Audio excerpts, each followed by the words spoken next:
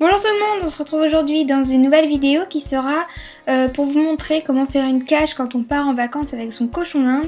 Avant de commencer, je tiens juste à vous préciser que ce sera en plusieurs parties. Donc je ne vous fais pas plus attendre et c'est parti! Donc tout d'abord par rapport aux dimensions, pour un cochon d'Inde je vous conseille une cage de 70 cm sur 45 cm.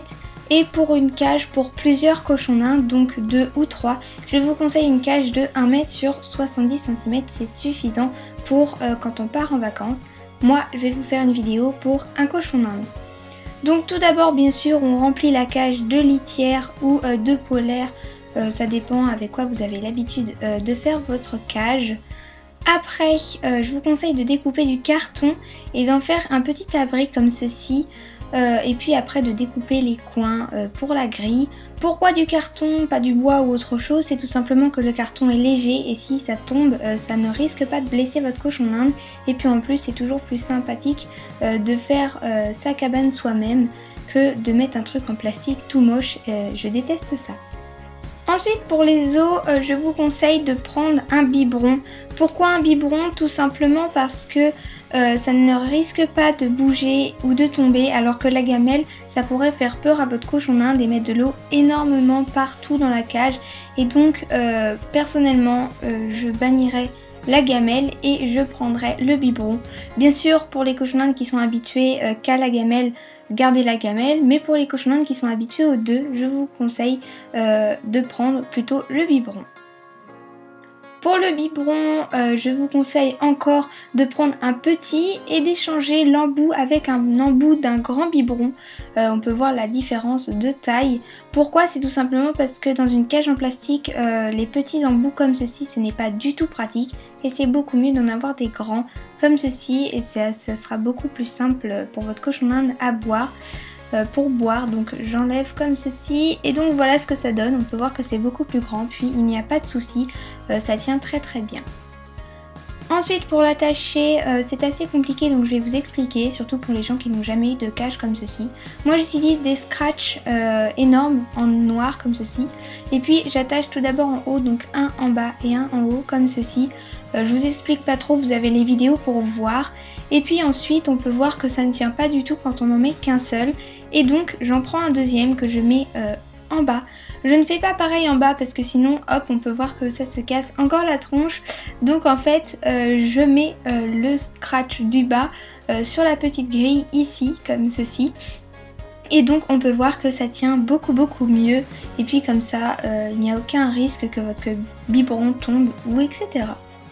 Et puis en plus pour l'embout, comme je vous en ai parlé tout à l'heure, il n'y a aucun souci, le cochon d'Inde peut boire très facilement. Ensuite pour le foin, je vous conseille de le mettre dans un petit coin. Pourquoi direct le sol? Tout simplement parce que si vous avez une mangeoire ou une boule à foin, etc., ça pourrait tomber et faire très peur à votre cochon d'Inde ou même lui faire mal. Donc je vous conseille en tout cas pour le transport de mettre le foin directement au sol. Après pour la gamelle de granulés, moi je prends celle qui est cassée parce que sinon ce n'est pas du tout pratique. Si vous avez une gamelle de granulés pour le sol, pourquoi pas. Après en tout cas faites à votre guise pour les granulés, vous n'êtes carrément pas obligé d'en mettre. Mais moi je préfère tout de même en mettre. Pour ceci je vais vous montrer un petit peu comment je l'attache. Donc je l'attache tout en bas et ensuite je le mets un peu comme les biberons, en fait c'est exactement le même scratch. Et en fait je trouve ça très bien parce que ça tient et puis c'est pile à la hauteur des cochons d'Inde. Donc voilà pour les objets en gros. Maintenant les objets en plus, je vous conseille de prendre une petite peluche, c'est toujours sympa et puis c'est beaucoup plus rassurant pour le cochon d'Inde. Ce qui est aussi très rassurant, c'est d'avoir par exemple un torchon qui a son odeur. Moi je trouve ça assez important.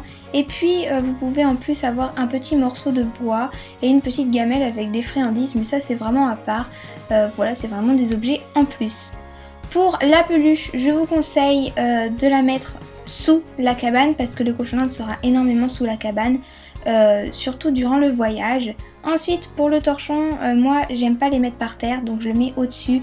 Après à vous de décider où vous voulez le mettre hein. Moi voilà, j'arrange un petit peu. Ensuite, pour la gamelle, si vous voulez mettre une gamelle, je vous conseille de faire un petit trou dans le chanvre et de l'installer. Ce sera encore plus solide, on va dire. Ensuite, pour le petit morceau de bois, vous mettez où vous voulez. Moi, j'ai décidé de le mettre là. Et puis bien sûr après vous n'avez plus qu'à mettre votre cochon d'Inde dans la cage.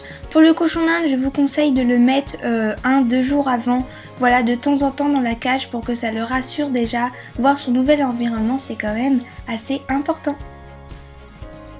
Et donc voilà, c'est la fin de cette vidéo, j'espère qu'elle vous a plu. N'hésitez pas comme d'habitude à me dire ce que vous en avez pensé en commentaire. En tout cas sur ce, moi je vous fais de gros bisous et je vous dis à plus pour de prochaines vidéos. N'hésitez pas à liker et à laisser des commentaires.